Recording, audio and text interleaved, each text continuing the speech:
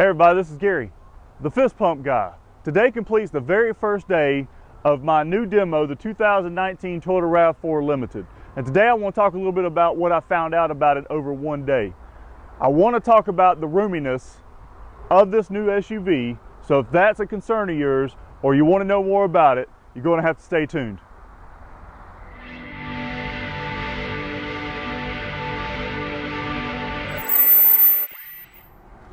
Many of you know that I'm 6'5", so obviously roominess, legroom, headroom is always a concern of mine. Now typically you won't have somebody my size driving one of these vehicles.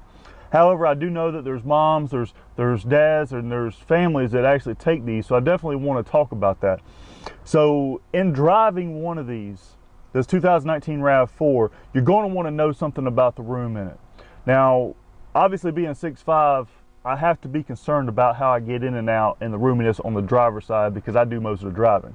Now, the seat's all the way down, okay? It's not all the way back though. So I will put it where I typically would drive because I feel comfortable. I don't like my legs being totally stretched out, but I'm gonna put it all the way back, and this is where I would sit if it was all the way back, but I don't want to put it all the way back. Okay, so right in here is about where I would be driving from to have a good arm distance from the steering wheel. Now you'll notice I got plenty of knee room. Obviously I like to relax while I'm driving, so maybe this center console may get in the way of some people depending on how tall you are, but I'm okay with it. It's not totally uncomfortable. And I don't know if you can see this in here, but this one has the panoramic roof, and typically on an SUV or truck or something like that with a sunroof, you have less headroom. I don't know if any of you knew that, but you usually have a little less headroom. But even with me sitting straight up, if I were to sit straight up, I do lean back a little bit. I still have another inch or two of headroom there, so I don't have to worry about knocking my head when it comes to that. So I've determined that this could be a comfortable ride for me if I were to take long trips or whatever. So I'm gonna drive it for a few days and make sure I still feel like that with my back and everything. But being 6'5", driver's seat, no problem. So let's take a look at the passenger seat and the back seats. Let's take a look at the back seat first because somebody's gonna have to sit behind me, right? Let's take a look. All right, so we're gonna attempt to get in behind me and see how easy or bad it is to get in. I haven't moved this seat. This is where I had it when I was sitting up there just a second ago. And keep in mind, I'm 6'5". Now, I will tell you that I really didn't have any problem getting in, but I've been conditioned how to get in and out of cars. But you would see that I didn't really have to flex my body too much to get in. So I really think that it would have still been pretty easy to get in. Now, if this seat was all the way back, may have been a bigger problem. Now, the question is, somebody my size, could you ride like this on a trip? Well, I would say that though I can't really stretch my feet out too much, that the contour of the front seat does allow for my legs to spread out a little bit and go around it. I wouldn't say that I'd be able to have another person sitting beside me. So if there was 3 people in the back seat, it may be difficult. But with this seat being able to recline and go forward, I think that I could ride like this. Now, I don't know how long, but if you had a bigger kid or maybe a smaller kid or something like that, this would be no problem. Or even if you had a smaller adult, this probably would be a decent seat size, sitting room wise for that. I don't know how about the long trip, but I think it's tolerable. Let's take a look at the front passenger seat.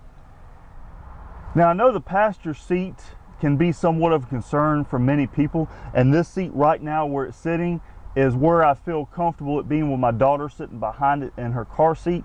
To give her enough leg room. One thing that I will tell you that I've had an issue with on many vehicles, not just Toyotas, is when the fact that there's not a up and down feature on the passenger side. Now, it may not be a concern for most people, but when you're 6'5", even if you're a little over 6 foot, you probably would have an issue with this because without this seat being able to let down, I can't sit straight up in it. Now, the driver's seat I can lower. The seat's a lot lower on the driver's side, but on the passenger side, I would definitely have issue with that. Now, if I were to lean my seat back, probably wouldn't have a problem. I could probably make do, but obviously if there's somebody sitting behind me, that's going to cause a problem. So without me moving the seat, I would have a hard time sitting straight up. I do have a little bit of knee room here, but I could slide the seat back. So if there's nobody behind me, I could probably slide the seat back. And if I were to lean it back, that's pretty comfortable. The seat itself is comfortable. I'll get into that to another day. But as far as roominess goes, the only complaint I have really, it's not a huge deal because I can get around it because I drive a lot, is the fact that you can't let the seat up and down. But as far as room goes, I think for the most part, it's got a nice width to the seat. The seats are comfortable, so it makes it better. But as far as leg room, headroom for most people, I think it's pretty good. Like I said, I don't ride over here that much, but I know that when my wife had her old Camry, I had an issue with the fact that the seat didn't let up and down. So I had a problem sitting straight up. But if I lean the seat back, I think it's pretty good, but I think I'll prefer to drive. Let's take a look at the rear cargo. Now, as far as cargo room in a vehicle, headroom, legroom, I really don't get into a big deal when we're talking about measurements and inches and stuff, because a lot of times, a lot of your measurements are within a ½ inch or a ¼ inch of other manufacturers or other brands. But I will tell you that on this particular vehicle, with the panoramic roof, you have about 37 cubic feet of storage behind the rear seats. And I think it goes all the way up to 37.5, 37.6. So there again, you're not really talking about a huge difference. Obviously, there's going to be a difference with the panoramic roof because you got to have a place to store the roof, so it takes away a little bit of the top room. But I'm sitting in this for effect because I do have a box here, and I have an umbrella. The umbrella touching the back of the back seat. I still have about 3 or 4 inches to the end of the vehicle, and I'm using this for effect. I'm sitting straight up to kind of show you the height. Now, I don't know how long my torso is, but this will give you some kind of indication with my elbows. I got long arms, and my head to kind of see how wide and how tall this is for cargo space. Now, obviously on the SUVs, most of the time, most brands, the seats do lay down, so it gives you a lot more storage. But there again, if you are carrying a car seat or you have passengers, you can't always let those seats down. So I would say that on this new RAV4, they did a great job with overall space in the vehicle, including cargo room. So I don't think you'd have any problems putting something back here. And like I said, now on the Limited, they give you a standard tunnel cover, cargo area cover, which I really like. So that does take away a little bit of the room. But I think overall, I think the storage on this vehicle is great. Thank you again for joining the Fist Pump Guy on another video. This one on the 2019 Toyota RAV4 Limited, my new demo, and the roominess inside this vehicle. I hope you got some great information. Don't forget to like, comment, share my videos. If you're not a subscriber, I'm not going to ask you, but please subscribe. Wait a minute. Just subscribe to my channel. I'd appreciate it. So now you bother me. Let's take it for a ride.